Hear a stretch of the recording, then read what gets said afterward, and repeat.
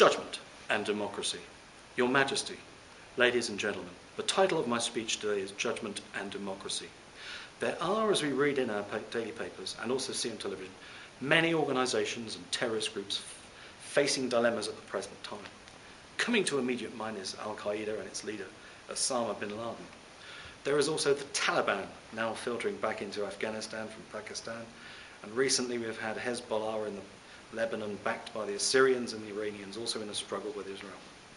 But there is one organisation in the Western world facing the biggest and gravest dilemma of all time.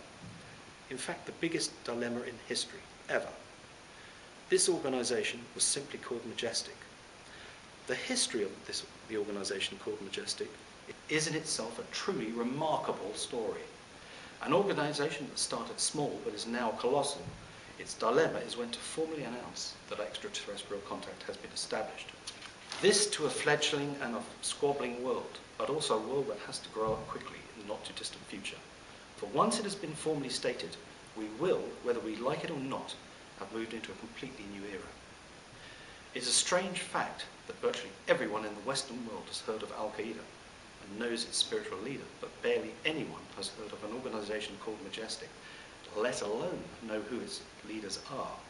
Yet, it is this very organisation that is going to direct and shape the future for mankind. For we as a species are slowly but surely entering into a new community with a lot of help from our friends. But it is this organisation's timetable and the manner in which it does so, also the implications to our peoples of just how Majestic does formally announce that extraterrestrial contact has been established, that concerns me. Majestic was formed after an executive order by the then US President Harry Truman, sometime around 1947. It was headed by America's most senior scientific and military experts, with a few senior politicians involved initially. It's my understanding that there were 12 people in charge of this organisation at the time. Majestic was established directly after the crash of a UFO in Roswell, New Mexico, where not only was the crashed UFO recovered, but its occupants too were also recovered. In addition, prior to this crash, there were numerous UFO sightings and incidents during the Second World War and directly afterwards. It was then that the President, Harry Truman, realised that something extraordinary was happening around the world and over America. It was not long before it was established that UFOs were real and not an illusion, that they were extraterrestrial in origin. Finally, that they were not pilotless objects but had occupants flying them. Majestic was then given a mandate to try and establish contact with the extraterrestrials visiting Earth. This, I believe, was achieved around the early 1950s. Contact was not only sought with one group of visitors, but was established with others as well. From this moment on, we have been in a new era for mankind. Majestic, since its creation around 1947, has run parallel to every elected administration, right up to the present day. It has been funded through black budgets to attain its secrecy. As an organisation that started small, it is now colossal. Who its unelected leaders are and who are those administering this organisation, I genuinely do not know. Since 1947, this organisation and its members have faced literally unimaginable dangers in the dealings with extraterrestrials. The list of this organisation's achievements is virtually endless. Its members from the very beginning started from scratch with no knowledge at all of who they were dealing with or what they were going to face. The only facts they knew were whoever was visiting the Earth was without doubt and more technologically advanced than ourselves, and probably hundreds of years ahead of us. What their mission in coming here was, not known. During President Nixon's era, Majestic as it was then formed into a total satellite government outside the control of Washington, D.C. This provided cover for the visitors, plus a totally new concept for protecting all information relating to the subject. Indeed, it is this satellite government's role to interface with extraterrestrial visitors, whether they be friend or foe. It is interesting that the greatest challenge this satellite government has yet to face has yet to happen. But to those in Majestic, let me state, we are now in the most defining moment of this century. Be under no illusion about this. For what happens in the not too distant future will shape how mankind moves forward into this and new era for the next century or more.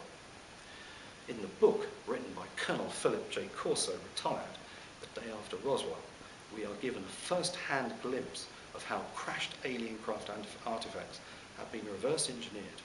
Indeed, from the very beginning of Majestic until today, an entirely new technological industry and era has been achieved. From the integrated circuit chip to Silicon Valley in 50 years.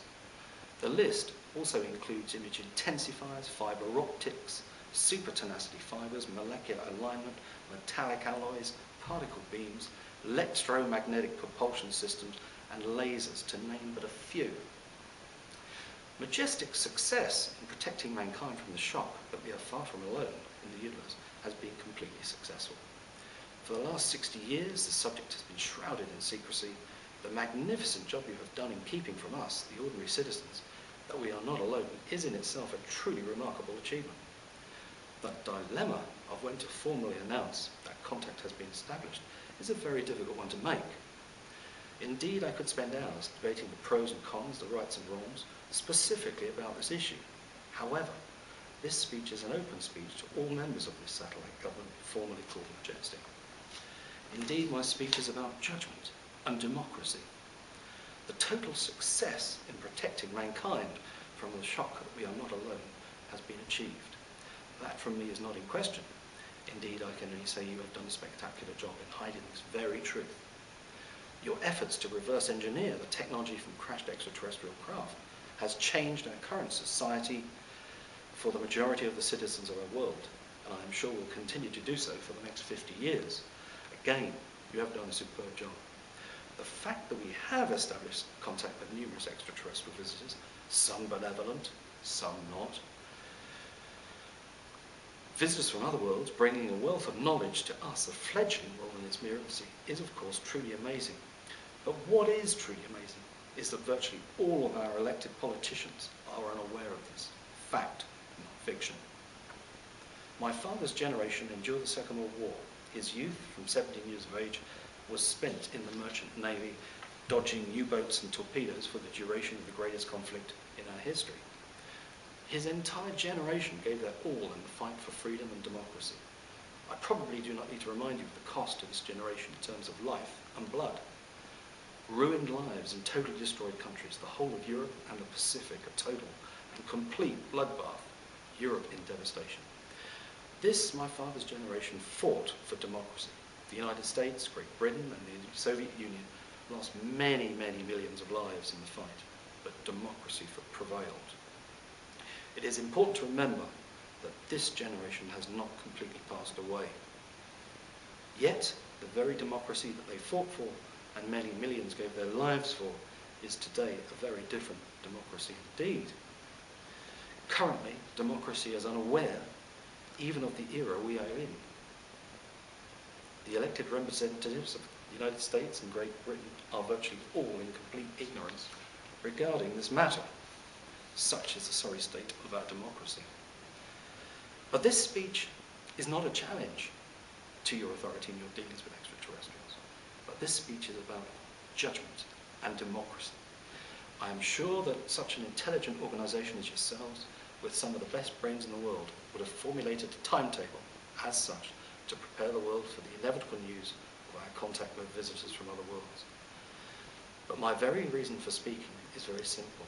It is morally repugnant to me that I, as an ordinary citizen, that I, as the humblest elected member of a mere city councillor for the St John and All Saints ward of Winchester, that the elected representatives of my nation, the members of Parliament, know nothing of such